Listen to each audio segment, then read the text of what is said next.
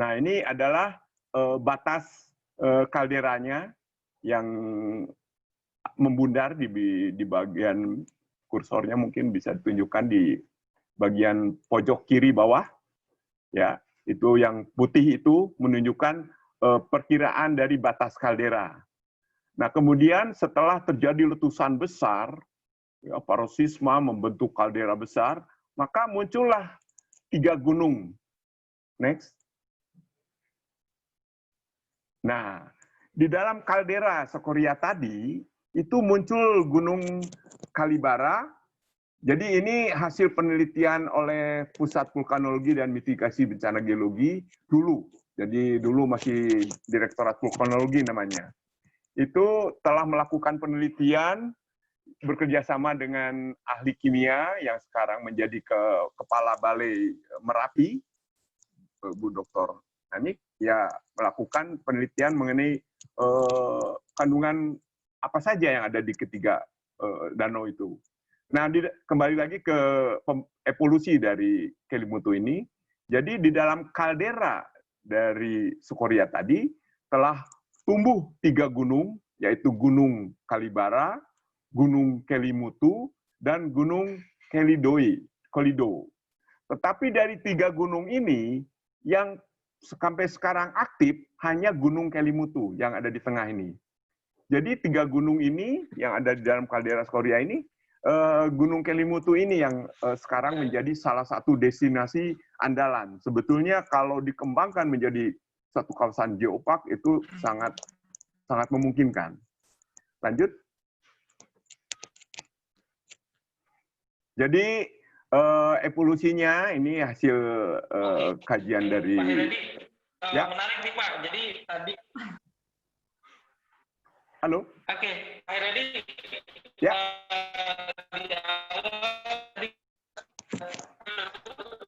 Suaranya hilang, Pak. Halo. Pak Oke, bisa dibantu, Pak Oke? Pak Oke. Ya. Halo Pak, mungkin ya Mas Reza.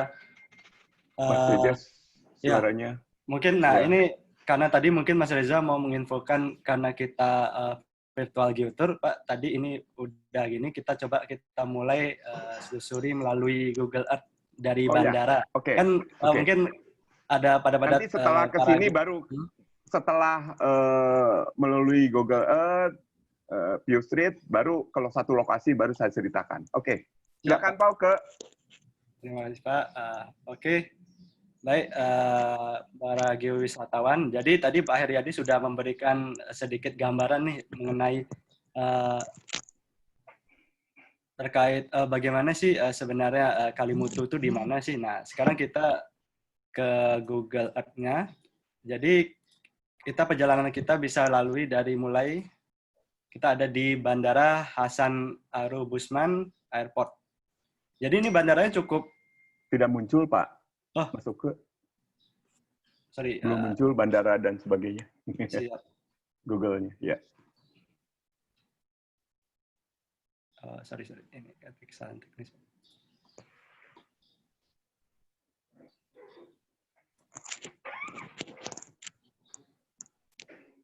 Nah, sudah Pak. Ya. Lihat bandaranya. Nah, ini berarti bandara kita bisa, kalau dari sini ke arah bandara ini harus transit apa bagaimana Pak? Kalau jadi kalau ke ND ini bisa ditempuh dari Denpasar ke Bima langsung ND. Atau dari Jakarta pun sama ke Kupang. Dari Kupang langsung ND. Oh, jadi bisa melalui Bali, bisa melalui Kupang dari Jakarta ya. Ya. Begitu. Oke, kalau saya lihat juga perjalanan kita ini cukup panjang juga Pak ya untuk ke lumayan. Arah ya. Jadi kita melalui tebing-tebing yang curam, jadi jalannya itu sangat curam ya. Tapi sangat menarik sepanjang perjalanan dari ND Airport Hasan Abu Rahman ini ke lokasi Moni yang nanti langsung ke Kelimutu. Oke. Berarti kita akan menginapnya di daerah Moni, ya, ini desa Moni. Moni. Iya. Kita sekarang sudah ada di Desa Moni, Pak. Wah, cepat Wah, banget. cepat sekali ya. Pakai pesawat lagi ke sini nih. Desa Moni ini gininya termasuk banyak penginapannya, Pak, untuk maksudnya untuk Cukup banyak, akomodasi. cukup banyak. Ya, ada yang tradisional, ada yang sudah ya sedikit sudah tertata ya, tertata baik. Oke. Ini sekarang kita lanjut lagi. Kita udah menginap nih di Desa Moni. Sekarang kita ke arah Kalimutu. Nah, ini persimpangan. Oh, persimpangan. Jadi ini jalan raya yang menghubungkan Ende ke Maumere. Ya. Ibu kotanya Sika itu. Nah, yang ke kanan itu jalan yang menuju ke Kelimutu. Yang kanan ini. Kanan ini persimpangan menuju ke Kelimutu. Oke, Pak. Jadi kita bisa ikuti melalui ikuti jalan yang kanan. Nah, ini sekarang ternyata kita sudah ke air terjun Murundau nih, Pak. Ya. Jadi itu nanti fotonya seperti apa air terjunnya nanti bisa dilihat. Ada fotonya? Oh ya. Ada ini air terjunnya. Ya. Jadi lokasi ini. Kemudian yang berikutnya ada pemandian air panas di dekat lokasi tersebut. Pemandian air panas ini. Iya. Pemandian air panas Lia Sembe. Nah, ini Lia Sembe. Berarti ini salah satu calon-calon geoset yang ada di Kalimutu. Ya, betul. Ini kan kaitannya dengan geodiversity. Baik air panas, kemudian air terjun, gua, ya batuannya sendiri. Nah, ternyata sekarang geodiversity ini, jadi maaf boleh sedikit? Ya, jadi sekarang ini Indonesia akan mengadakan seminar internasional, namanya International Geodiversity Day. Jadi peringatan memperingati tahun geodiversity yang akan diselenggarakan oleh Badan Geologi dan IAGI. Jadi dalam waktu dekat kita akan memperingati itu. Dan pemahaman tentang geodiversity ternyata diperluas. Tidak yang seperti sebelumnya, bahwa geodiversity itu terdiri dari mineral, batuan, fosil, bentang alam, proses geologi. Nah, sekarang ditambah lagi. Kalau saya lihat penjelasan dari apa yang disampaikan oleh panitia International Geodiversity Day. Ya, lanjut, silakan. Nanti selanjutnya kita habis dari air panas Kolorongo. Ini juga kayaknya salah satu site-site aktivitas yang belum dikembangkan. Jadi ini sifatnya masih dipakai oleh masyarakat saja. Jadi tidak dilakukan pemungutan dan sebagainya. Berbeda dengan air panas Lia Sambe. Lia Sambe itu sudah dikelola. Ada penjaganya sehingga dipungut tiket. Kalau yang ini dimanfaatkan oleh masyarakat saja. Masih bebas, ya. Ini berarti kita selanjutnya adalah ke pos pengamatan gunung api Kelimutu. Ya. Nah, ini pos pengamatan Kelimutu. Ini pas di belokan.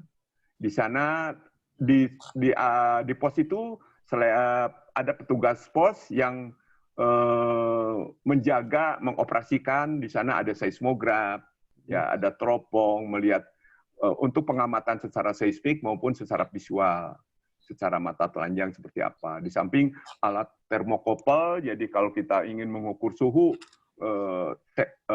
fumarol, solpatar yang ada di kawasan Kelimutu itu ada di posisi tersebut. Jadi kita bisa mengetahui 24 jam mengenai perkembangan seismik atau gempa-gempa yang terjadi di sekitar Kelimutu. Ya. Oke, selanjutnya kita habis dari pos pengamatan. Nah, kita ada di Moutulo, Hot Stream dan Solfatara dan Fumarol. Ini salah satu juga sebagai bentuk aktivitas juga ya, Pak ya? Ya, betul. Nah, ini foto-fotonya kegiatan pengambilan sampel ini berarti Pak? Mengukur, kita bawa termokopel, mengukur suhu dari air panas tersebut. Di samping ambil sampel, juga kami analisa, juga kita mengukur suhu dari sampel dari air tersebut. Ini sama masih sumber air panas asam, namanya asam. Oh, ini juga ada fumarol Pak? Ada, jadi sana ada potensi panas bumi juga sebetulnya. Nanti di berikutnya. Oke, Pak. Ini ada kegiatan Pumaro dan Sopatara hampir banyak di beberapa tempat di luar dari tiga gunung tersebut, kawah tersebut. Oke, dari sini berarti kita selanjutnya kita akan menyamperi air terjun Murukeba. Marukeba. Air terjun Marukeba. Ya. Ini jadi ini semua adalah geosite ya, yang kita temui dari Moni ya, pertigaan antara Ende Maumere sampai ke Keilumutu. Jadi sebelum mencapai ke ketiga danau Keilumutu, kita bisa melihat beberapa geodiversity yang ada di sepanjang jalan tersebut. Oh, begitu. Wah, luar biasa. Berarti tidak hanya Danau Kelimutu aja sebenarnya tujuan wisatanya. Ada objek geologi lainnya di sana. Oh, menarik sekali ini. Oke, berarti kita selanjutnya setelah kita melihat gini, wah kita sudah masuk ke gerbangnya nih Pak. Ya, gerbang ini. Nah ini sekarang gerbangnya sudah bagus seperti ini, kemudian kantornya juga sudah bagus. Karena ini pernah dibantu oleh BGR. Jadi dulu ada konsultan Jerman kerjasama dengan Badan Geologi, kantornya Badan Geologi, sehingga informasi tentang Kelimutu dan kebencanaannya ini ada di kantor Taman Nasional Kelimutu ini. Kebetulan waktu kami dinas di sana, bertugas di sini, kepala seksinya itu ada teman di Rinjani, sekarang sudah kembali lagi ke Rinjani, sehingga kami mendapat fasilitas kendaraan, penginapan di tempat mereka. Ya. Jadi kalau teman-teman nggak bisa sampai ke pinggir danau, kecuali petugas. Nah mungkin nanti bisa kelihatan tempat terminalnya. Oke, kita coba masuk sekarang. Wah, ini kita sudah mendaki sampai di Atapolo ini, Pak. Wah, ini ternyata ada papan gini informasinya, Pak ya? Ya, jadi di Atapolo ini kita mendapat ada signboard di sana yang menjelaskan bagaimana terbentuknya, bagaimana kenapa terjadinya perubahan warna setiap saat, itu dijelaskan di sana. Oh, luar biasa. Ya. Ini kayaknya itu yang terdekat. Jadi kalau kita jalan, yang ditemukan adalah danau ini dulu. Ini adalah kegiatan pada saat kami mengambil sampel. Jadi untuk mengambil sampel itu, kami harus menggunakan kayu panjangnya sekitar waktu itu 12 sampai 13 meter. Jadi kayak mancing. Karena kalau tidak pakai kayu seperti itu, dia akan nempel ke dinding dari kawah itu. Sehingga untuk mengambil sampelnya kami menggunakan alat bambu itu dengan kerekan, kemudian tidak boleh menggunakan logam. Karena kalau menggunakan logam, jadi pernah menggunakan kawat gitu, itu sampai ke danau langsung putus. Sehingga ini semua serba plastik, dari talinya plastik, jerigen untuk menampung air, mengambil air danaunya juga dari plastik. Itu dalamnya sekitar 125 dari dinding ke muka air, ke permukaan air danau. Jadi cukup berat ini. Kami menggunakan tenaga banyak orang untuk ini. Nah, kemudian airnya kita masukkan, kemudian diselotip, diberi nama dan sebagainya, karena jangan sampai terlalu lama terkena udara. Wah, ternyata susah juga ya pengambilan sampel ini Pak berarti ini. Oh iya, ini pH-nya tuh bervariasi ya. Ada yang 3,5, ada yang 4,5, dan ada yang 1,5. Bayangkan asamnya. Padahal yang normalnya kan 7 ya. Iya Pak. pH-nya ini asam sekali. Oke, mungkin ini bisa karena kita juga menarik kenapa juga terjadinya kalimutu ini, mungkin kita bisa kembali lagi ke slide-nya Pak Her, Ya, biar Pak Heryadi bisa yang lanjut tadi. lagi Nah ini, terkait penjelasan. jadi berdasarkan hasil penelitian oleh vulkanologi, ya, itu bahwa gunung api ini aktifnya bersamaan dan meletus bersamaan, sehingga kawahnya juga terbentuk relatif bersamaan. Nah, batasnya itu dulu awalnya katanya cukup lebar, tapi sekarang sudah makin tipis, sehingga tidak bisa dilalui oleh manusia. Nah, itu. Nah, kemungkinan dalam kurun waktu ini bisa jebol dan akan tercampur dari kedua danau kawah itu airnya. Nah, itu kalau sudah tercampur, mungkin jadi tidak 3 warna lagi nih. Iya. Ya. Jadi yang di bawah itu animasi yang dibuat oleh rekan-rekan dari vulkanologi, bagaimana evolusi pembentukan kedua kawah itu. Jadi letusannya itu bersamaan ya, sehingga membentuk kawah kembar. Kemudian kenapa terjadi perbedaan warna? Nah, itu dipengaruhi aktivitas. Jadi ada salah satu kawahnya yang sangat aktif sekarang ya. Itu aktif sehingga merubah warna dari danau itu. Jadi ada sebetulnya nanti gambar berikutnya bagaimana kalau terjadi aktivitas dia. Nah, ini ada yang bagian atas. Ini yang paling aktif ini. Dia akan merubah warna. Jadi kandungan belerangnya cukup tinggi, dia bergolak terus sehingga merubah warna dari air danau tersebut. Nah, di bawah itu ada Dr. Renik dari Kepala Balai Merapi yang juga melakukan pengambilan sampel dengan cara yang berbeda. Jadi mereka menggunakan tali yang memotong danau itu. Jadi danaunya itu ada dipasang tali yang membelah danau, kemudian dibuat ada tiga tempat mengikat tali itu. Jadi berbeda cara pengambilannya. Tujuannya supaya bisa mencapai danau tapi tidak kena dinding. Jadi harus agak ke tengah. Lanjut. Ya, mungkin Mas Oke bisa ceritakan di situ. Jadi ada lokasi-lokasi, titik-titik lokasi destinasi dari geosite yang ada di Kelimutu.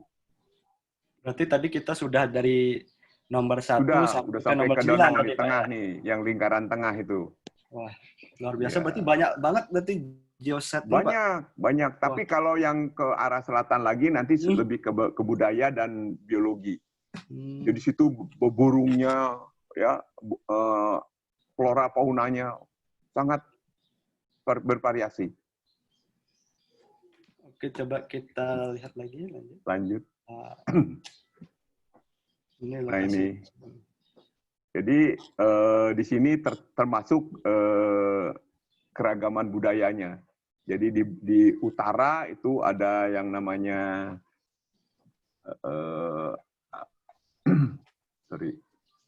apa yang di utara itu ada 24 itu, nomor 24. Suku Lio ya. Yang nomor 24 di bawah itu. Jadi di situ ada tempat upacara adat di sana, tari-tarian dan sebagainya. Itu ada di utara dari kawasan kita. Ya. Kemudian di selatan itu ada yang merah-merah, Desa Anggale, Pantai Anggale. Halo? Ya, Pak. Mas Ogo? Nah, itu. Di Pantai Anggale ada fotonya. Tadi sudah ditayangkan juga. cukup indah. Kemudian Desa Enggale ini tempat pembuatan tenun khas dari kawasan Kelimutu Selatan ini, Desa Enggale. Nanti ada fotonya mungkin di bawah. Lanjut, fotonya mungkin lihat. Nah, lanjut. Ini masih sama. Nah, ini kegiatan pengambilan sampel air Kelimutu. Jadi kami menggunakan kayu sekitar 12 sampai 13 meter, dan yang nampak di sini botolnya harus dari plastik, talinya dari plastik. Jadi ketinggian danau ini hampir 125 meter kurang lebih. Ya. Jadi untuk mengambil airnya agar tidak kena dinding. Jadi ini bukan tegak, tetapi dia agak miring. Sehingga kalau kita masukkan botol atau ember dan sebagainya, itu tidak bisa masuk ke air, dia nempel di dinding, sehingga harus dibantu oleh bambu ini agar dia jatuhnya ke tengah. Nah, ini. Jadi ini ada namanya Kawah Tiu Nuamuri Koi yang warna hijau, kemudian Kawah Tiu Apollo yang warna coklat kemerahan. Jadi ada 3 ya. Lanjut mungkin. Nah, ini rekan kami, senior kami, Bapak Haji Rudi Dalimin. Beliau salah satu peneliti dari Kelimutu. Jadi di sini nampak bahwa menunjukkan bahwa ini kawah yang berbeda ditunjukkan dari lapisan strato, dari perlapisan letusan gunung ini menghasilkan endapan berupa pasir, abu berlapis-lapis seperti ini. Dan di sebelahnya juga sama. Nah, itu menunjukkan dia kawahnya berbeda gitu. Jadi setiap letusan menghasilkan produk sendiri-sendiri. Jadi bukan merupakan satu besar kemudian terpisah kemudian, bukan, tapi dari awal sudah berupa letusan yang berbeda, kawah yang berbeda. Lanjut.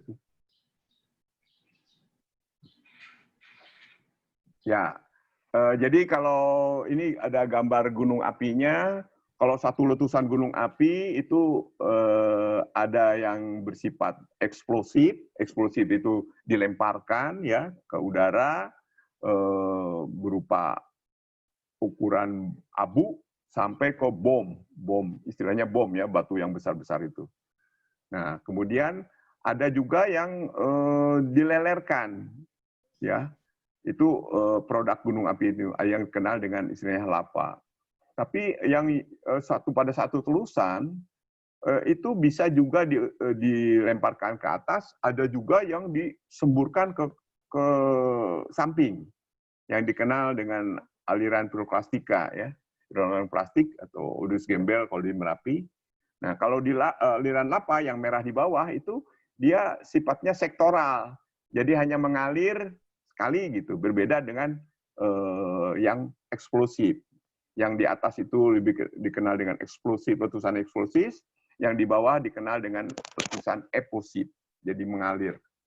Jadi yang di atas itu gasnya sangat tinggi dan komposisi magmanya juga asam, kadar silikanya tinggi, sedangkan yang di bawah itu lebih basaltik, jadi kandungan SiO2-nya itu lebih kecil dibandingkan dengan yang eksplosif, yang gambar yang besar di atas. Lanjut. Mungkin, nah ini, kalau yang sebelah kanan atas itu adalah lava, itu aliran sebagai hasil aliran efusif, yang alir merah tadi. Sedangkan yang sebelah kiri bawah, yang berlapis-lapis, itu sebagai hasil letusan kegiatan eksplosif. Jadi diletuskan ke udara, kemudian dijatuhkan lagi, membentuk layer-layer seperti itu. Yang ukurannya bervariasi dari abu sampai lapili ya. Lanjut. Nah ini, dari ketiga kawah ini, yang bisa dituruni sampai ke pinggir danau dan diambil airnya itu adalah kawah yang terakhir ini, kawah apa enggak? Itu namanya Danau Atak Mbupu, ya, yang warnanya coklat ini. Nah ini kita bisa turun nih sampai ke pinggir danau dan diambil airnya, seperti pada gambar tersebut. Dan ini Dr. Nani, Ketua Kepala Balai dari Pendidikan Gunung Merapi, itu sedang mencoba mengukur suhu Pumarol maupun subaltar yang ada di sekitar Gunung Kelimutu. Lanjut.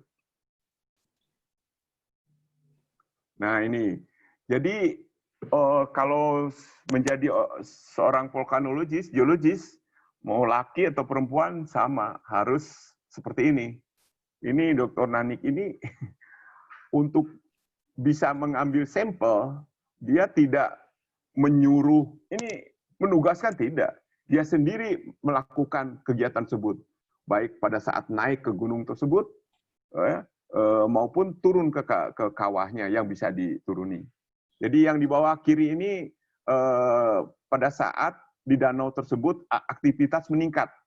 Jadi terjadi gelembung-gelembung, aktivitas di bawah menghasilkan endapan yang berwarna kuning, yang kadar belerangnya cukup tinggi, sehingga merubah warna yang setiap saat kalau terjadi aktivitas itu bisa berubah warnanya. Lanjut mungkin Pak. Nah ini, jadi air yang sudah diambil tadi, kemudian dianalisis ya di laboratorium, kalau vulkanologi itu dilakukan di Yogyakarta, ya di Balai Penelitian Gunung Merapi. Ini komposisi utama dari air kawah Kelimutu ini bisa dilihat bahwa untuk Nuana Muri itu yang warnanya hijau, Atapolo yang merah, Atak-Mbupu hitam. Itu kandungan CO2-nya, SO4, Cl, Al, Fe seperti tersebut. Nah, jadi ini bisa berubah komposisinya, tapi tidak selalu berbeda. Nah, perubahan itulah yang menyebabkan terjadinya perubahan warna danau juga. Lanjut. Nah, ini sudah ke biologi, biodiversity. Flora yang ada di Kelimutu juga cukup banyak, bervariasi. Ya. Lanjut. Nah, faunanya juga. Nah, kalau kita menyusuri trek di Kelimutu ini, kita bisa mendengar suara burung yang sangat indah sekali, yang namanya garugiwa. Saya punya rekaman suaranya, dikasih oleh teman dari Taman Nasional Kelimutu. Jadi burungnya kecil, tapi suaranya keras sekali dan tidak berhenti. Itu bisa dalam 1 jam terus saja. Heran tuh burung tuh.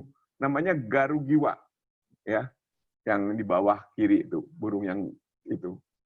Dia punya suara nyaring sekali. Jadi dari kejauhan kita bisa mendengar, wah itu garugiwa tuh. Lanjut. Nah ini keragaman budayanya juga cukup menarik. Ini tadi lokasi yang saya sebut di Sukulio, ya, di utara dari Kelimutu. Jadi di sana ada budaya seperti itu. Kemudian yang tenun dan pahat juga itu ada di selatan. Di selatan. Di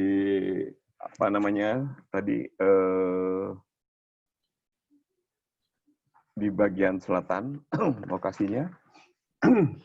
Jadi sangat kaya keragaman budaya, keragaman biologi, dan tentunya kalau keragaman geologinya di kawasan Kelimutu ini sudah layak dijadikan sebagai geopark. Pada tahun mungkin 8 tahun yang lalu, kami diminta oleh Wakil Bupati ND untuk mempresentasikan tentang Kelimutu menjadi geopark. Dan makanya data-data ini kami peroleh pada saat akan diajukan sebagai geopark. Namun sampai saat ini terhenti, apalagi dengan COVID ini. Jadi foto yang di bawah kiri ini, ada foto yang pakai topi merah. Jadi pada saat pulang, dia kehabisan ongkos, sehingga dia bekerja beberapa hari untuk mengumpulkan ongkos agar bisa pulang ke Bandung. Lanjut. Lanjut. Ini. Sama. Calon geopark Kelimutu, ini sudah diseminarkan bahkan. Ini pintu gerbang, ini kawasan hutan. Jadi ini ada sedikit tambahan tentang kawasan hutan yang ada di Kelimutu. Lanjut. Nah ini sejarah terbentuknya Taman Nasional Kelimutu. Ini pada tahun 97 yang terbagi menjadi 4 zona. Zona inti 350 hektar, zona pemanfaatan 96 hektar, zona rimba 4.531,5, dan zona rehabilitasi. Jadi Kelimutu ini merupakan salah satu taman nasional yang relatif kecil. Ada 3 taman nasional yang ukurannya relatif kecil, hanya sekitar 5.000. Lanjut.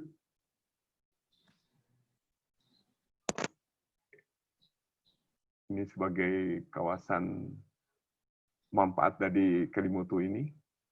Kemudian, nah ini luas kawasan taman nasional di Indonesia, perbandingannya. Jadi Kelimutu ini merupakan taman nasional terkecil ya, dibandingkan dengan Lawrence itu 2 juta, Kerinci 11 1,3 juta, Lesser 1 juta, kemudian Merapi hanya 6.000, Merbabu 5.700, dan Kelimutu hanya 5.300.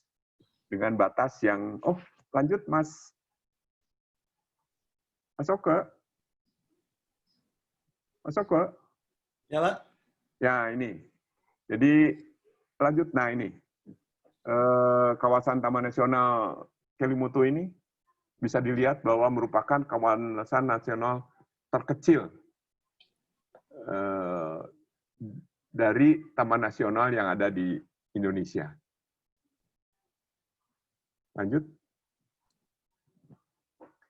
Nah, ini keunikan dari Taman Nasional Kelimutu ini.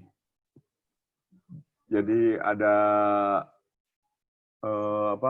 warnanya, kemudian komposisinya, kemudian kawah yang kedua Atapolo warnanya seperti ini, kemudian kandungannya apa dan sebagainya. Itu yang membedakan terjadinya perbedakan warna. Jadi komposisi dari mineral yang dikandungnya. Komposisi kimia ya. Lanjut. Nah ini beberapa penjelasan tentang masing-masing kawah dari ukuran, ketinggian, kemudian dari tepi danau seperti apa, tepi kawah seperti apa, dan keterangan warnanya. Jadi warna ini dibuat tergantung dari saat penyelidikan. Ini adalah yang dibuat oleh LIPI tahun 2007, Pak Eko namanya. Waktu itu melakukan penelitian tentang air juga. Jadi yang melakukan penelitian air ini sudah banyak sekali, baik dari luar negeri maupun dari kita sendiri. Jadi dari vulkanologi, badan geologi, vulkanologi sendiri ada dari badan geologi, dari museum geologi waktu itu, ada yang dari vulkanologi. Kemudian yang dari vulkanologi pun ada yang Merapi, ada yang Jatiponegoro.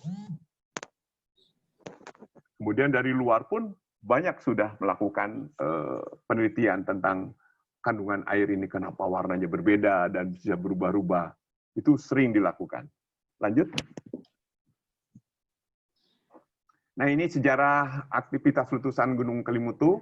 Jadi yang tercatat itu sejak tahun 1830 sampai dengan tahun 1997.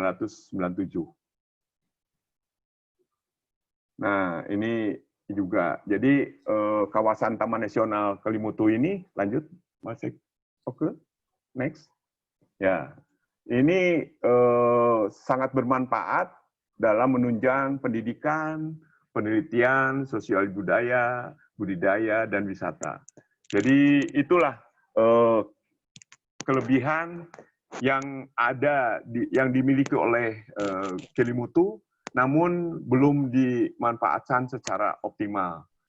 Nah, di sini next, sebetulnya ada visi Taman Nasional Kelimutu ini sebagai model pengelolaan kawasan pelestarian alam berbasis ekosistem daratan, Flores, melalui pengembangan ilmu pengetahuan biogeologis, ekowisata berbasis budaya setempat, untuk menunjang kesejahteraan masyarakat.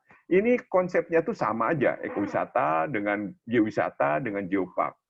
Jadi misalnya kalau ini dijadikan geopark, di sini di Kelimutu ini sudah punya modalnya, sudah ada kelompok-kelompok penggeraknya sudah ada.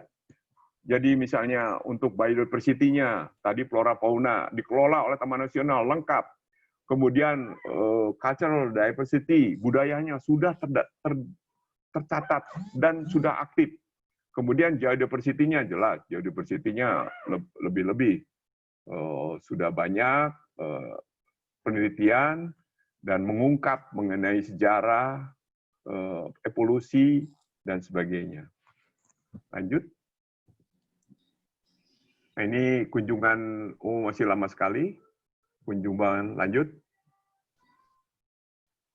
Ini mengenai deskripsi kawasan Kelimutu.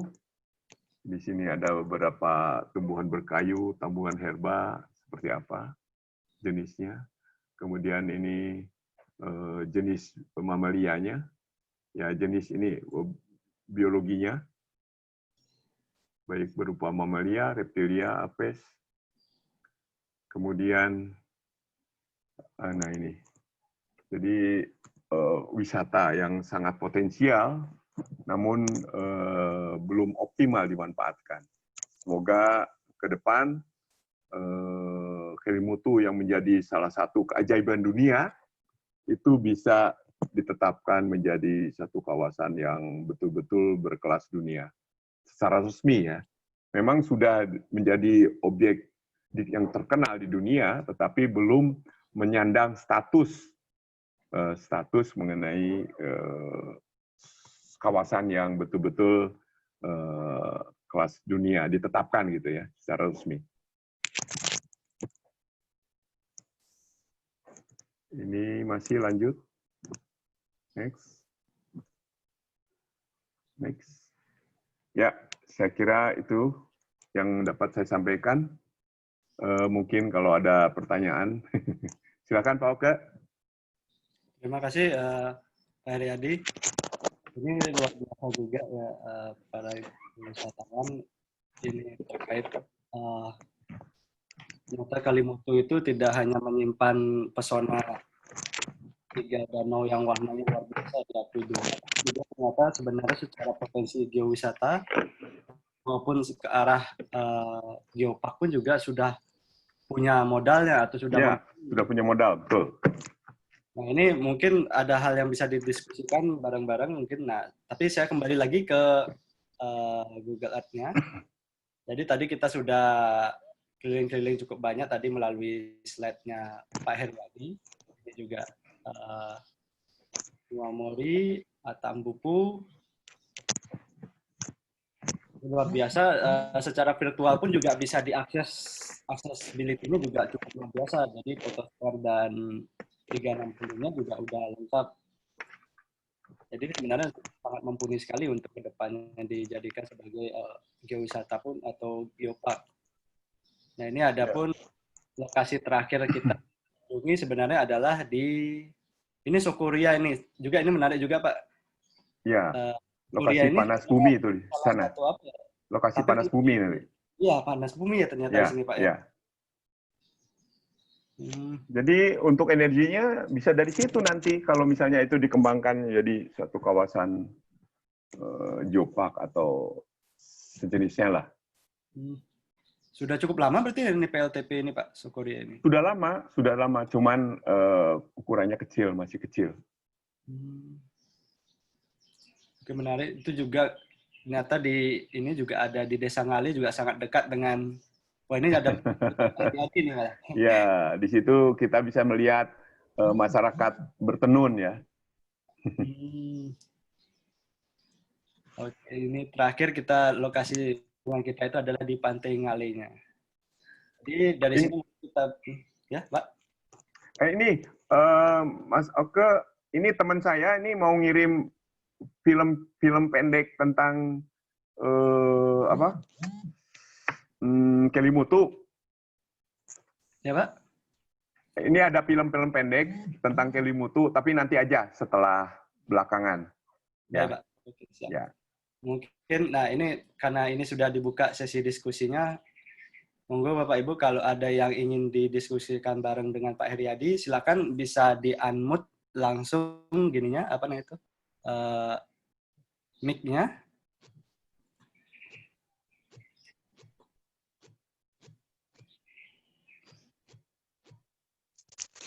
Assalamualaikum, saya Bapak mau bertanya, mohon izin bertanya Bapak. Ya, Siap. Mbak Rizky ya. Bapak, saya tadi melihat slide yang sejarah letusan Gunung Kelimutu. Yang letusan pertama itu ada istilah lava hitam Watu Kali. Ya. Itu seperti apa dan bagaimana prosesnya ya Bapak? Terima kasih Bapak. Ya. Dengan bahasa apa? Rizky Novitasari Pak dari SMA Oh. IT Buah Hati, Jakarta. Iya. Iya. Terima kasih Bapak. Terima kasih Mbak Rizky. Jadi yang batu hitam yang tadi itu lava itu sebetulnya itu kalau suatu letusan gunung api ya mungkin bisa digambarkan Pak yang letusan Mas Oke, gambar yang di atas gambar apa? Ini Pak. Nah itu ya. Jadi kalau aduh saya lupa tidak mencantumkan gambar ininya ya. Gambar bagaimana evolusi tahapannya letusan pertama, kedua. Jadi kalau satu letusan ya itu pada awalnya akan menghasilkan piroklastik. Jadi yang tadi yang berlapis-lapis itu ya berupa abu dan batu-batu berukuran kecil sampai besar. Nah setelah berakhir letusan, gasnya sudah berkurang, maka si magma itu tidak dilemparkan lagi, tetapi dialirkan. Mungkin bisa ditunjukkan Pak Oke itu yang abu putih ke atas itu pada saat gasnya masih banyak. Mungkin kursornya itu ya bisa dilemparkan ke atas atau dialirkan sebagai aliran piroklastik ya itu ke lereng. Tetapi kalau gasnya sudah menghilang, sudah berkurang, maka magma itu masih bisa keluar dan membentuk aliran lava yang tadi batu hitam itu. Nah, yang merah ini digambarkan merah. Nanti kalau sudah dingin dia jadi hitam, abu-abu ya. Nah, itu perbedaannya seperti itu. Jadi proses terbentuknya batu itu proses panjang. Proses panjang. Bisa juga suatu letusan itu tidak disertai dengan letusan seperti yang gambar di atas, tapi langsung menjadi berupa aliran lava. Itu terjadi apabila magma yang sudah naik ke permukaan didorong dari bawah, magma itu kemudian dia tidak bisa gasnya tidak memenuhi syarat sehingga dia hanya masih didorong keluar berupa aliran efusif yang berupa lava tadi. Jadi banyak sekali variasinya bagaimana terbentuknya si batu hitam tadi. Ya. Jadi, nah kembali lagi posisinya di mana batu hitam itu? Apakah batu hitam yang tadi itu sebagai letusan yang pertama yang dihasilkan oleh kaldera skoria yang besarnya, atau dia dihasilkan oleh anak gunung yang kemudian. Jadi seperti contohnya apa ya? Gunung Tangkuban Perahu ya. Tangkuban Perahu itu tadinya ada kaldera Sunda besar sekali, kemudian muncul Gunung Tangkuban Perahu dan gunung-gunung lainnya. Nah, itu anak gunung itu sama dengan yang di Kalimutu. Awalnya adalah gunung besar, kemudian meletus, membentuk kaldera yang besar, kemudian setelah itu kembali lagi si magmanya aktif lagi, muncul lagi, membentuk beberapa gunung, yang tadi 3 gunung tadi. Nah, apakah lava ini sangat tergantung ini dari mana, harus dilihat posisinya. Sehingga kita harus tahu sumbernya, oh ini dari sini. Jadi dalam satu komplek itu kita harus bisa membedakan dari mana sumbernya. Itu ada istilahnya volcano stratigrafi ya, istilahnya untuk mengetahui urut-urutan letusannya itu dari mana, sumbernya dari mana, jenisnya apa dan sebagainya. Bagaimana Mbak Rizky? Baik, siap Bapak. Kalau Nanti Mbak Rizky lewat Pak Reza dan Mas Oke, nanti kalau tentang gunung api berupa slide-nya dan sebagainya, sampaikan aja. Nanti diberikan bahannya, ya, bahannya Baik, yang sederhana sehingga paham itu kenapa terjadinya seperti ini, ya. oke, siap Bapak. Terima kasih Siap. Bapak ilmunya. Sama-sama. Nanti saya share ke murid-murid saya, Bapak. Oh iya, terima kasih Bu. Bapak, Assalamualaikum. Ya, waalaikumsalam. Terima kasih Bu Rizky. Ini juga ada mau diskusi Pak Ya. dengan apa ini Kalimutu NT Bapak bisa Izin, di Pak, saya Agus. Oh Pak Agus ya Pak. Agus. Ya. Oh iya Pak Agus, dari mana? Saya dari Taman Nasional sebenarnya di Oh, Kalimantan. Taman Nasional. Ya. Waktu saya ke sana ketemu nggak? Kayaknya saya belum, Pak. Baru 3 tahun terakhir. Belum. Iya, saya nginep di sana kan lama. Ketemu kepala Tadi balai. Gambar-gambarnya masih yang lama, sekarang sudah banyak. Iya, betul perubahan. Pak. Karena ini saya sudah lama nggak ke sana lagi. Aduh, Mas Agus kalau bisa kasih yang baru-baru, bagus tuh. Siap, ya. Saya cuma Minta nomor teleponnya Pak Agus. Berapa? 0852, Pak. 0852 668 668 915 915 09. 09. Ya. Siap. Oke, saya cuma klarifikasi tadi ada apa pasar do atau apa tadi peta di titik-titik itu. Oh ya. Jadi memang dulunya Kelimutu ini yang di tengah kawahnya itu memang merupakan jalan lintasnya masyarakat. Jadi dulu sebelum ada Di jalan tengah-tengah danau. Iya, jalan tengah danau Antara sebelum, dua kawah itu ya. Nah, iya. Jadi dulu Antara Danau Atapolo dengan Nuwamuri. iya enggak, iya. Yang titik-titik merah itu Pak, yang sebelah kiri itu merupakan Ya. jalur masyarakat, itu traditional road. Oh iya, iya. Jadi dari desa yang di utara, mereka kalau mau ke Maumere memang lewat tengah danau. Kemudian iya. melintas ke arah timur. Sebenarnya ada banyak traditional road, rute-rute tradisional, semuanya melintasi tengah danau, Pak. Dulu jalan aspal ND Maumere yang tadi ada Google Earth itu kan dibangun tahun 60-an, Pak. 60 ya? Tahun 60-an. Jadi sebelum itu, belum ada jalan itu, orang semua melintas lewat tengah danau, kawah itu. Iya. Jadi di tengah itu ada tulisan tadi Pasardo, itu di tengahnya hutan itu ada pasar memang. Mereka saling barter, kalau mau lewat situ. Memang kalau di wilayah Kelimutu ini cuma desa-desa yang di selatan itu namanya Desa Nggela dan ada beberapa desa tempat itu yang boleh menghasilkan kain tenun. Ya. Sementara desa di utara atau di barat itu nggak boleh. Dia menghasilkan yang lain. Ada yang ternak, ada yang jadi sepakat sehingga. Kalau kerajinan mana yang boleh? Patung-patung tadi.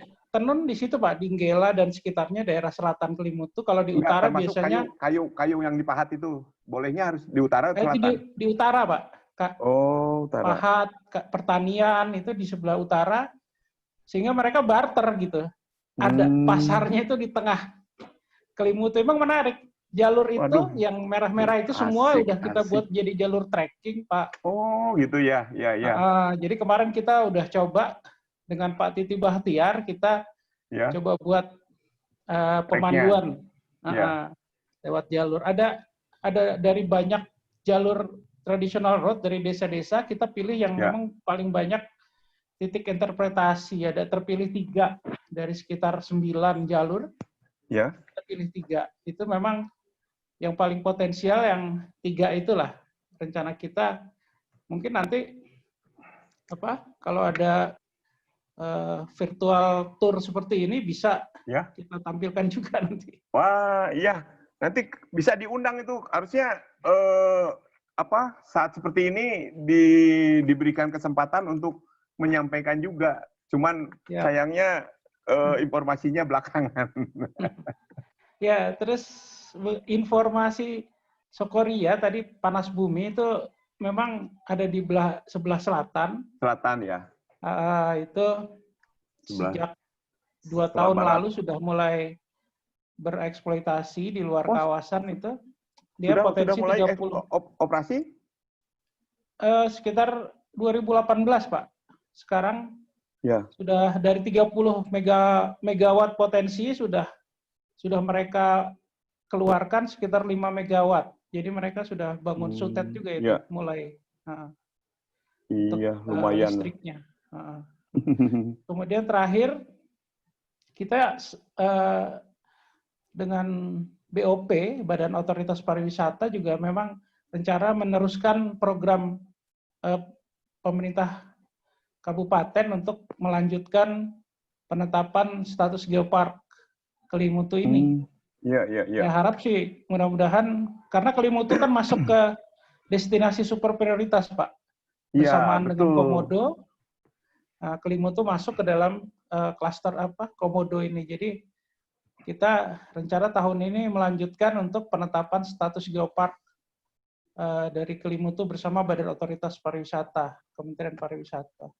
Mungkin nanti juga dengan Pemkab ya, pemerintah kabupaten. Saya rasa itu aja yang mau saya sampaikan. Terima kasih. Jadi Pak Gus, sekarang timnya yang membuat ini dokumennya siapa? Sekarang untuk geopark belum, Pak, belum. Belum ada tim. Jadi sementara BOP siapkan anggarannya dulu. Nanti kalau sudah siap nanti dibicarakan lanjut. Tapi kalau BOP di kita nanti sendiri, akan bantu ya. Ya. Kalau di kita sendiri sudah siapkan, sedang akan menyusun buku tahun ini geotracking Kelimutu itu bersama Pak Titi Bahtiar dengan timnya.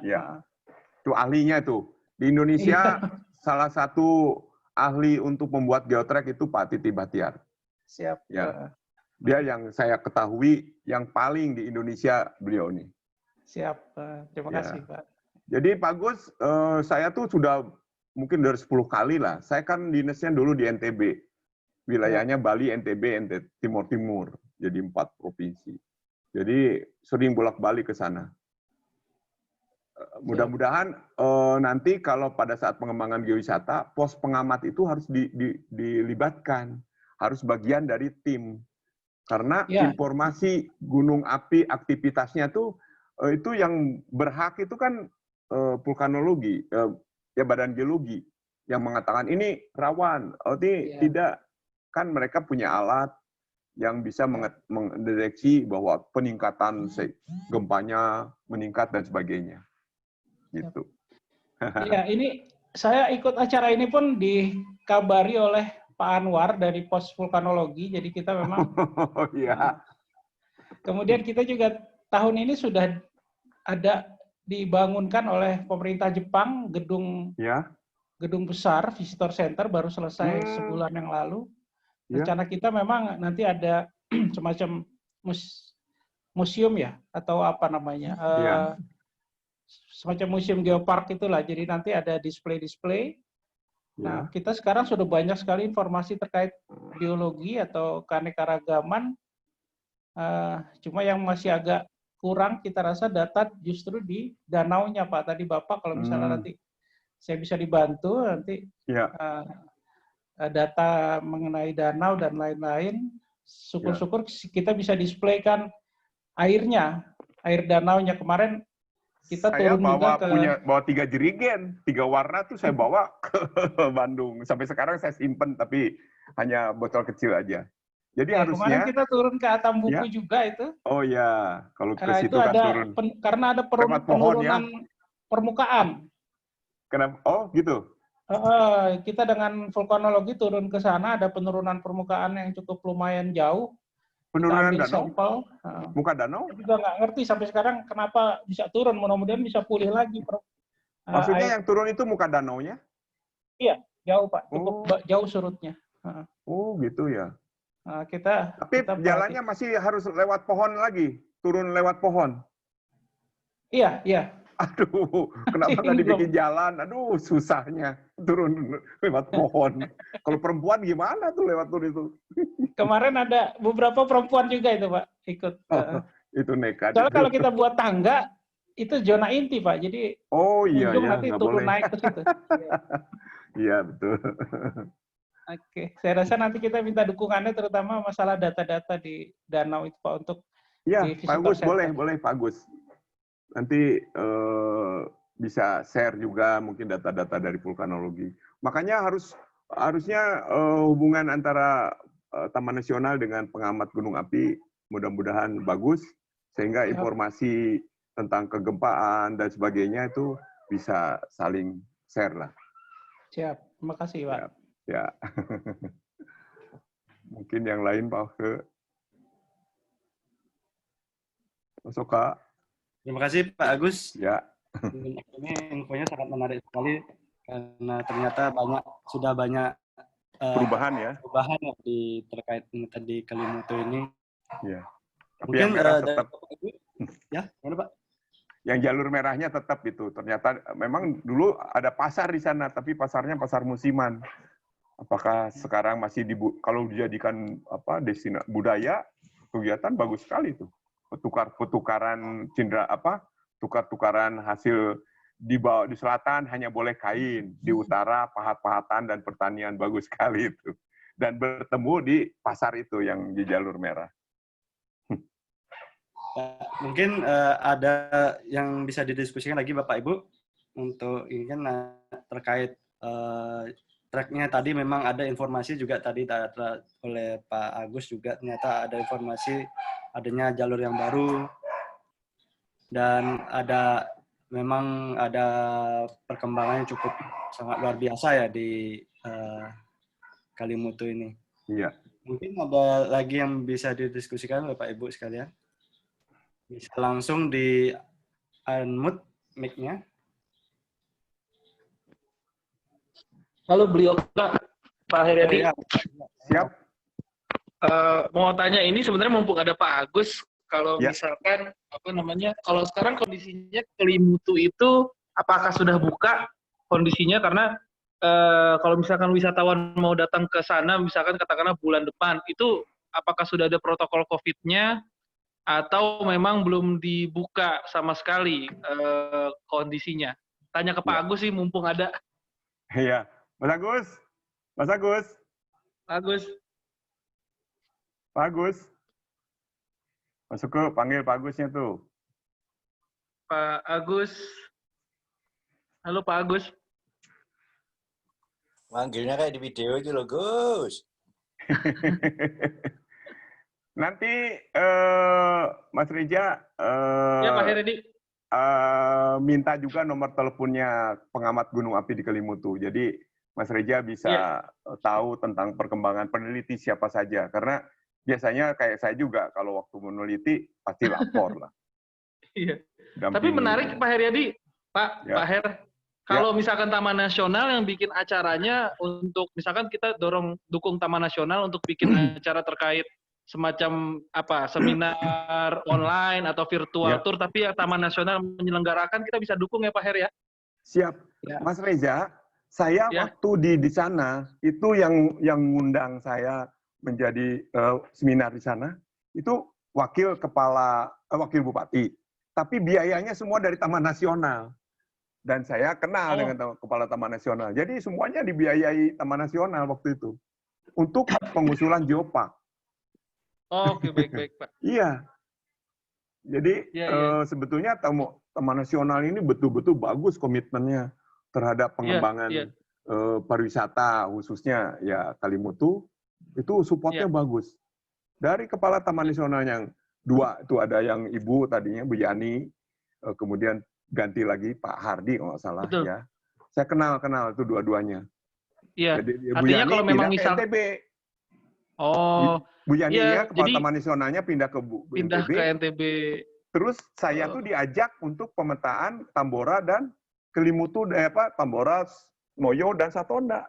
Bu Yani itu yang mantan kepala Taman Nasionalnya Kelimutu. Jadi, jadi nyambung lah sebetulnya. Iya. Jadi misalkan dari Taman Nasional ada semacam acara untuk sosialisasi protokol COVID, katakanlah kita bisa bikin acara webinar, virtual tour lagi, dan FGMI sama MAGI, IAGI bisa support itu ke Pak Mas Agus tadi. Bisa diprogramkan. Nanti saya coba, nanti Pak Agus minta saya kontak mungkin kepala Taman Nasionalnya, bisa kita komunikasi lah, kita support.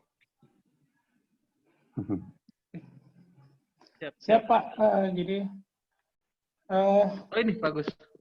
Nanti mungkin jalurnya nggak lewat jalur umum tadi, kita lewat jalur trekking itu Pak. Oh gitu ya.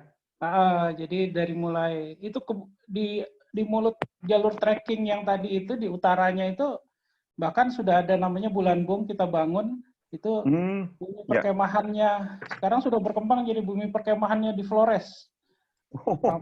Pecinta alam semua kumpul di situ. Jadi luas kalau yang mau trekking ke danau nanti ada lewat jalur tadi itu yang ada di peta, nanti dipandu oleh masyarakat di situ. Iya. Cukup luas ya Mas Agus ya lokasinya untuk perkemahan? Luas Pak, luas kapasitasnya. Ya? Kalau kita bilang Cibuburnya Flores lah itu sekarang. Oh iya, mantap lah. Baik, Pak Agus, kalau ke sana sekarang ke Kelimutu udah bisa? Bisa, tapi rute tadi. Oh, lewat jalur trekking itu tadi ya? Bukan jalur lewat umum. Kupang atau lewat Bajo. Sekarang selain Bali, tapi kalau Bali lewat Bajo juga. Atau Jakarta langsung ke Labuan Bajo, terus ke ND. Itu harus bawa apa? Dokumen surat-surat. Kan kalau sekarang berarti kan harus apa? Rapid test. Atau di sana juga menyediakan rapid test di Kelimutunya di Taman Nasional? Di kita nggak menyediakan. Kalau di NTT, di lingkup satu provinsi kita nggak ada tes-tesan itu. Tapi kalau dari Jakarta mungkin dari Jakartanya ada itu ya. Tapi kalau NTT-nya nggak. Cuma ukur suhu sama sama cuci tangan pakai masker. Oke, Mas Agus, tolong dong muncul di kameranya. Oh, saya foto. Muncul Pak. Aduh, gelap ini. Biar di-capture sama Mas Oke. Baik, ya. Baik kalau gitu. Oka, balik lagi Oka. Oh, terputus ya. Baik, Bapak dan Ibu, apakah ada yang ingin bertanya lagi kepada Pak Heriadi Rahmat? Silakan klik langsung unmute sendiri atau saya baca di kolom chat. Sudah tidak ada lagi.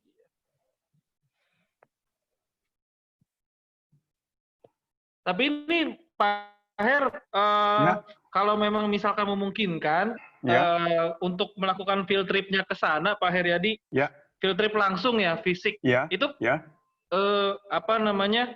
Kalau idealnya, kalau lokasi langsung datang ke sana itu berapa hari Pak ya untuk kita bergeowisata ke sana? Kalau menurut Pak Heriadi idealnya? Ke ND aja kadang-kadang nggak bisa 1 hari itu karena dari Jakarta ke Kupang, kadang-kadang ke Kupang ke ND-nya kan nggak tiap hari itu kadang-kadang. Tapi nggak tahu sekarang, apalagi ya. Tapi kalau mau dari Kupang itu pakai peri.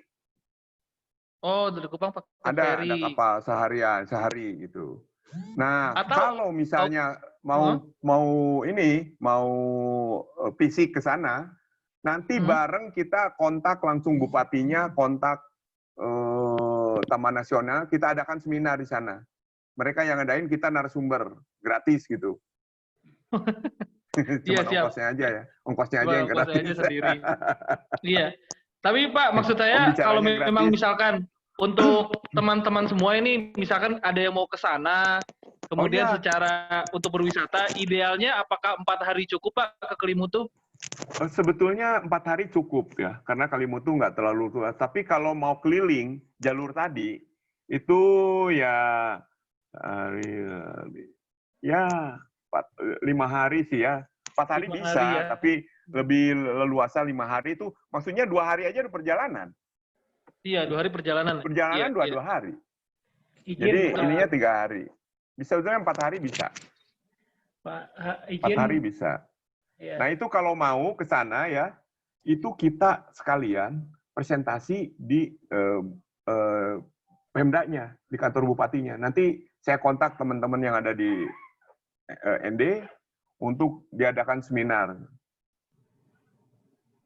Oke. Gabung kerjasama dengan Taman Nasional. Dulu juga Taman Nasional yang membiayai itu seminar itu. Ya, mungkin silakan, saya mau nambahin. Mas Andi, silakan Mas Andi. Ya, tadi menarik apa yang diungkapkan Mas Reza soal pengembangan geowisata di ND. Jadi kalau terutama akses. Jadi selain dari ND tadi, itu kan nanti juga melalui pasar buah yang sangat menarik, namanya Duaria. Lalu ke Moni. Nah, tapi juga ada akses yang lebih menjual, Mas Reza. Karena kalau dari ND, dari Jakarta ke ND ada pesawat langsung, tapi tetap via Bali. Terus juga ada dari Maumere. Nah, dari Maumere ini kita bisa membuat paket, karena ND ini paling bisa lebih singkat ya, bisa paling 2 hari sudah habis ya kalau di ND itu sudah bisa mengunjungi banyak tempat sih, termasuk Gela, kemudian Desa Liu, kemudian Moni sendiri. Di depan Moni itu juga ada air terjun sebenarnya tadi. Kemudian, nah kita bisa memaketkan Mas Reza dengan dari Maumere, kita bisa ke Egon, kemudian kita bisa ke Palue. Di Palue itu luar biasa. Saya pernah ekspedisi berapa kali ke sana bawa tim waktu masih aktif itu. Nah, dari Palue itu kita dari Maumere itu ada jalan bagus sekali, Pak. Jadi Mas Reza kalau misalnya ke Moni lewat Maumere itu bisa ambil jalur selatan, ambil jalur Ropa. Jadi melewati pos pengamatan Gunung Palue Rokatenda. Itu nanti keren banget view-nya. Kemudian ada teluk gitu. Utara itu, di utara. Wah, ya, utara Pak tepatnya. Nah, nanti di situ banyak sekali tempat-tempat yang bisa kita jelaskan. Ada Pulau Babi, ada bekas tsunami, kemudian Gunung Rokatenda, pos pengamatan itu baru nanti masuk ke Desa Liu, baru masuk ke Moni. Jadi kalau misalnya lewat Maumere itu memang makan waktu 3,5 jam, 4 jam, tapi itu keren banget Mas Reza. Bisa dijual untuk geowisata selain lewat Inde. Kalau lewat Inde hanya melewati Duaria terus langsung ke Moni. Lebih dekat memang, tapi bisa dipaket juga lewat Maumere. Itu sangat keren banget, ada view yang luar biasa di sepanjang jalan dari Maumere ke melewati Rokatenda itu, melewati jalur yang bisa lihat Rokatenda, Pulau Babi dan sampai Liu baru ke Moni begitu. Tambahan aja Mas Reza ya. Ke Egon aja naik cuma 1 jam ya, Mas Andi? Ya Pak. Ke Egon 1 jam ya dari jalan itu? Wih, wah 2 jam setengah Pak, 3 jam lah. Ke Egon? Iya 3 jam. Saya aja 2 jam setengah. Jalan pinggir itu?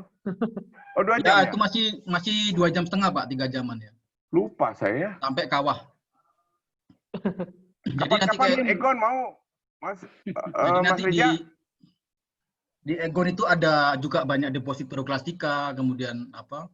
Nanti bisa belerang ada bekas ketelnya, cerobongnya, bekas kan dulu terbanyak di Pulau Flores itu Egon, penghasil belerang terbanyak di Flores, di Pulau Flores. Jadi mungkin gini Mas Reza, bisa menggali gunung yang kalau Kelimutu kan sudah populer ya. Iya. Bisa dibuat ending gitu, tapi banyak sekali gunung api yang sebenarnya keren banget dan memang otentik. Nah ini yang menarik menurut saya adalah otentik. Termasuk di Rokatenda. Bagaimana orang Palue itu hidup tanpa air itu Pak Reza. Tanpa air. Jadi mereka hanya minum air hujan kalau ada hujan. Tapi kalau nggak ada, mereka hanya minum dari menggali pasir di depan pantai Payau, atau dia menggunakan steam yang ada di sana itu dikasih bambu, terus jadi uap airnya diminum dan pH-nya aman gitu. Nah, ini yang menarik. Jadi orang hidup bagaimana dengan kondisi ekstrim itu, dan nggak ada tuh kalau di Egon tuh. Di Pak, di Palue juga Pak. Ya, saya kan sudah ke Palue. Kan Nah, yang membangun pos di Palue itu di Rokatenda itu di seberangnya tuh saya kan tahun 86. Di Ropa. 87, ya. Ya, itu namanya di Ropa. Jadi kayak gitu Mas Reza. Terus Gunung Palue sendiri menarik banget, masih ada kubah lava yang tapi air tawarnya ada di selatan, ada sumur. Ya, tapi bukan tawar itu Pak. Jadi sudah nggak ada juga sekarang. Udah nggak ada ya? Ya, jadi airnya termal itu. Jadi semua sumber air panas di sana. Jadi seperti itu. Iya. Izin Pak. Baik. Menarik. Mas Andi, terima kasih infonya Mas Andi. Masuk. Ya, tambahan aja. Mas Reja, saya mau kasih info sedikit. Ya. Agus nih, Agus. Iya, bagus. Gimana Bagus? Jadi kita sudah pernah ngadain dua paket perjalanan, Pak. Satu namanya Photo Journey Kelimutu, satu namanya Geotracking Kelimutu, dan dua-duanya itu kita laksanakan 2 malam 3 hari. Tapi sejak mulai tiba di ND, jadi biasanya kalau kondisi normal pesawat dari Jakarta memang bisa tiba di ND itu sore, Pak. Sore jam 4 gitu.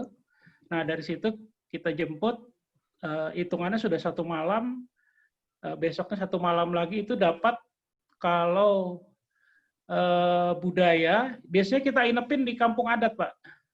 2 perjalanan itu di Gela tadi, jadi begitu sore kita jemput, kita bawa ke kampung adat, nginep di kampung adat, ngelihat tenun paginya, foto journey itu, kemudian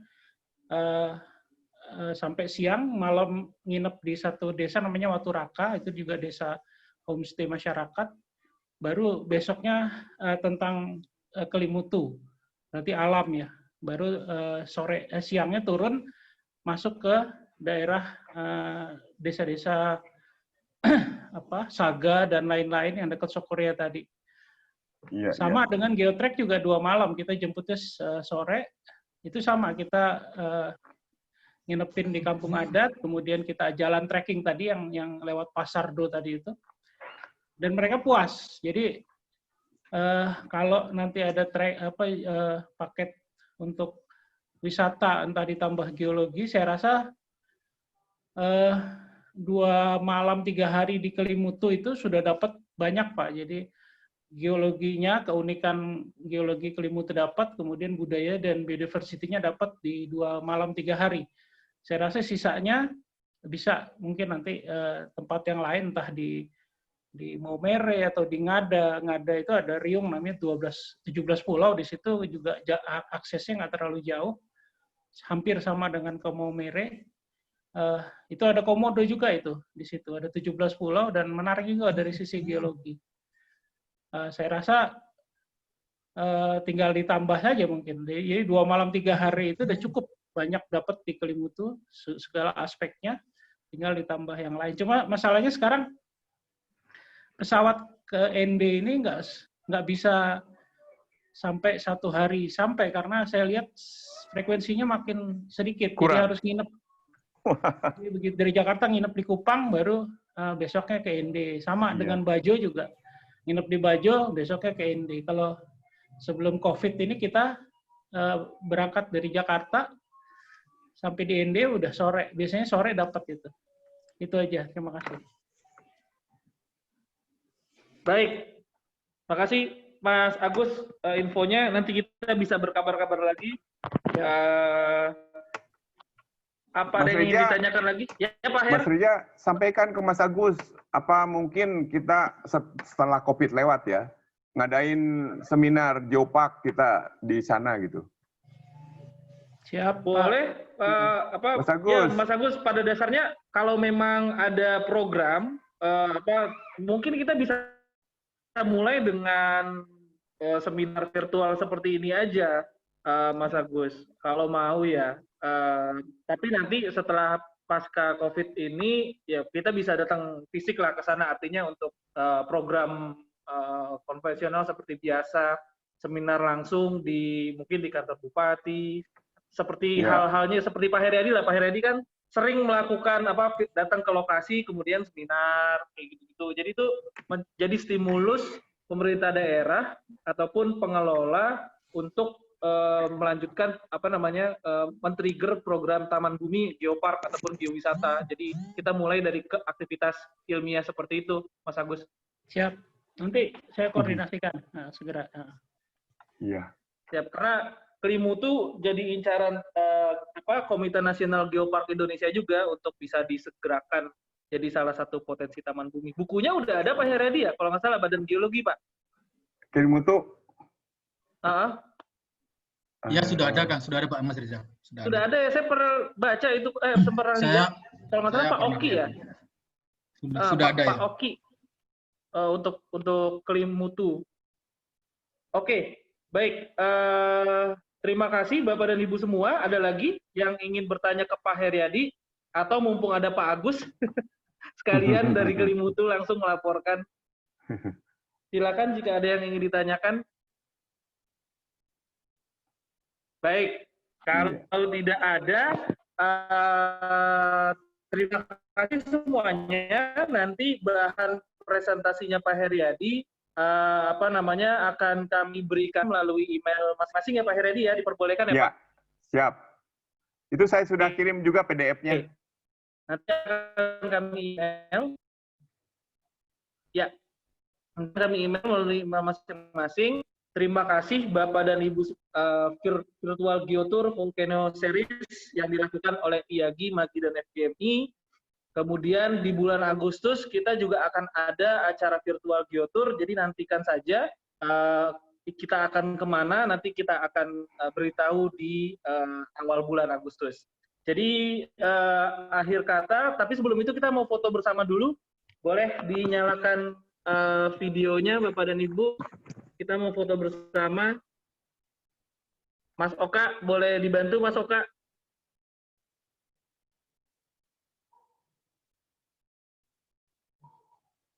Oka. Kita foto bersama dulu. Boleh Bapak dan Ibu tolong dinyalakan videonya jika berkenan sebelum kita akhiri. Siap, Oka? Oka.